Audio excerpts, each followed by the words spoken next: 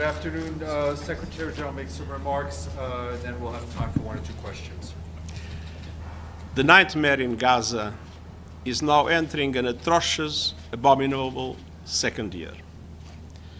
This has been a year of crisis: humanitarian crisis, political crisis, diplomatic crisis, and a moral crisis.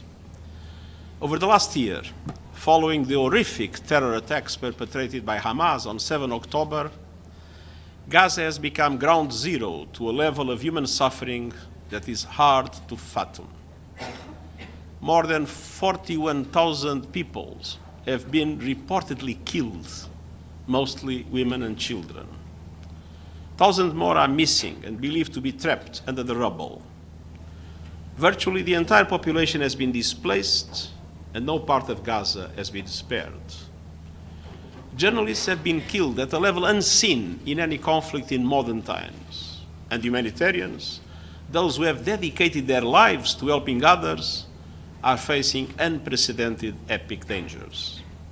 A record number, including so many members of our UN family, have paid with their lives.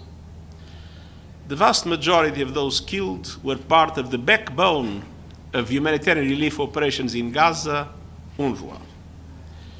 In the midst of all the upheaval, UNRWA, more than ever, is indispensable. UNRWA, more than ever, is irreplaceable. That is why I've written directly to Israeli Prime Minister Benjamin Netanyahu to express profound concern about draft legislation that could prevent UNRWA from continuing its essential work in the occupied Palestinian territory. Such a measure would suffocate efforts to ease human suffering and tensions in Gaza and indeed the entire occupied Palestinian territory. It would be a catastrophe in what is already an unmitigated disaster. Let's be clear in practical terms what such a measure would mean. Operationally, the legislation will likely deal a terrible blow to the international humanitarian response in Gaza. UNRWA's activities are integral to that response. It's not feasible to isolate one UN agency from the others. It would effectively end coordination to protect UN convoys, offices and shelters, serving hundreds of thousands of people. Without UNRWA, the delivery of food, shelter and health care to most Gaza's population would grind to a halt.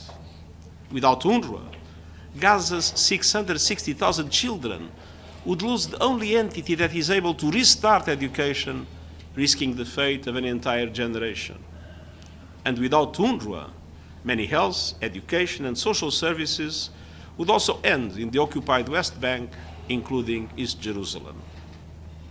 If approved, such legislation would be diametrically opposed to the UN Charter and in violation of Israel's obligations under international law. National legislation cannot alter those obligations. And politically, such legislation would be an enormous setback to sustainable peace efforts and to a two-state solution, fanning even more instability and insecurity. This draft legislation comes at a situation in which Gaza is in a death spiral. The latest developments in the north are especially dire. We are witnessing a clear intensification of military operations by Israel.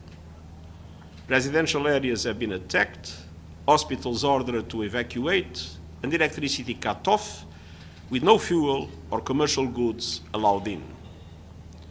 Around 400,000 people are being pressed yet again to move south to an area that is overcrowded, polluted, and lacking the basics for survival. Consider the situation for a family in the Jabalia refugee camp in the north. They were ordered to leave their homes in October 2023. Active operations subsided, and they returned. They were once again ordered to evacuate in December 2023. Active operations subsided, and they returned. They were ordered again to evacuate in May 2024. Active operations subsided, and they returned.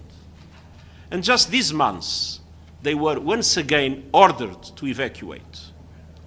The the conclusion is clear.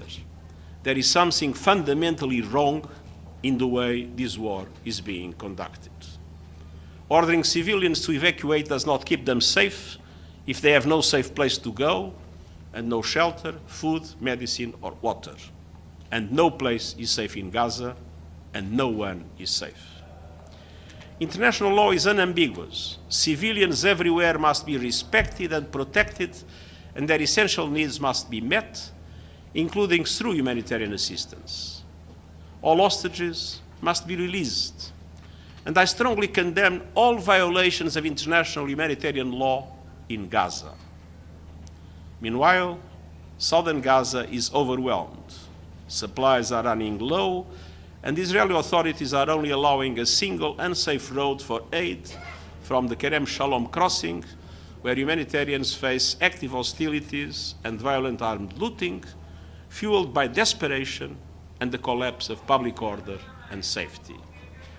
I've warned for months of the risks of the conflict spreading, and the Middle East is a powder keg with many parties holding the match.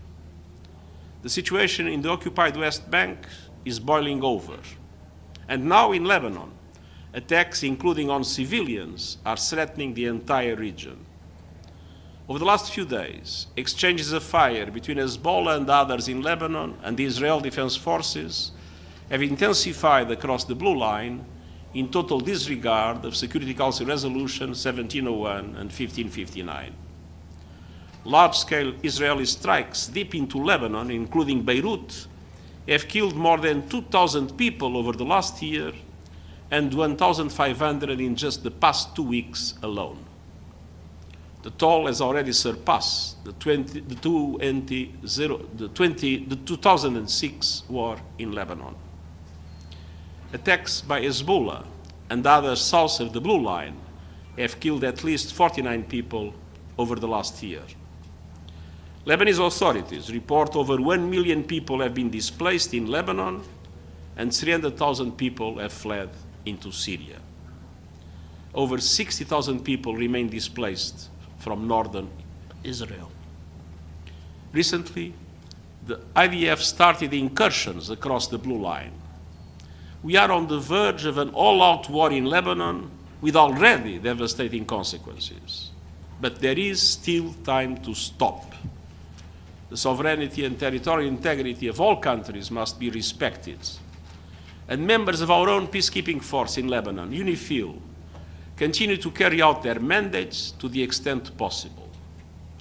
The mission relies on full compliance by all parties.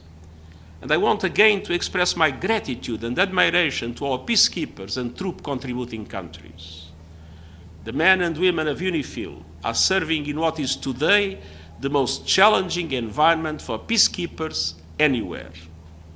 All actors must ensure their safety and security, and we must do far more on the humanitarian front. The $426 million humanitarian aid appeal for Lebanon is only 12% funded. I urge donors to step up. Dear ladies and gentlemen of the media, the conflict in the Middle East is getting worse by the hour, and our warnings about the horrific impacts of escalation keep coming to pass. Every airstrike, every missile launch, every rocket fired pushes peace further out of reach and makes the suffering even worse for the millions of civilians caught in the middle. That is why we cannot and will not give up on our calls for an immediate ceasefire both in Gaza and Lebanon, the immediate and unconditional release of hostages, and the immediate life-saving aid to all those who desperately need it. And that is why we cannot and will not give up on our calls for irreversible action for a two-state solution between Israel and Palestine. All people in the region deserve to live in peace. Thank you. Thank you, Nabil. Thank you, Mr. Secretary General Nabil Abisab, Al Arabi TV station. Yesterday, the Iranian foreign minister in Beirut said for the ceasefire to take place in Lebanon, it should first take place in Gaza. Do you think this is a constructive position and helps to reach a political solution? And what's the first step about 1701, the roadmap to implement 1701? What should be the first step? We are asking for a ceasefire both in Gaza and in Lebanon. Thank you. Yvonne Murray, Irish Television. Thank you very much, Secretary General. Yvonne Murray, RTE News. My question is about, you mentioned UNIFIL and the peacekeepers there. As you know, the Israeli army, the IDF, has set up a firing position right adjacent to Outpost 652, where Irish soldiers are currently stationed. What are your concerns now as the fighting moves northwards towards larger UNIFIL camps? We are naturally very concerned. Yesterday, I had the chance to speak with your Prime Minister, and after that, I did a number of démarches with different entities, and I can now tell you that those Israeli tanks and other armed elements that were around the 652 position have left. Thank you very much. And I strongly appeal to both parties to fully respect the safety and security of UNIFIL. Thank you very much. Thank you. Thank you very much. Has the Prime Minister written back?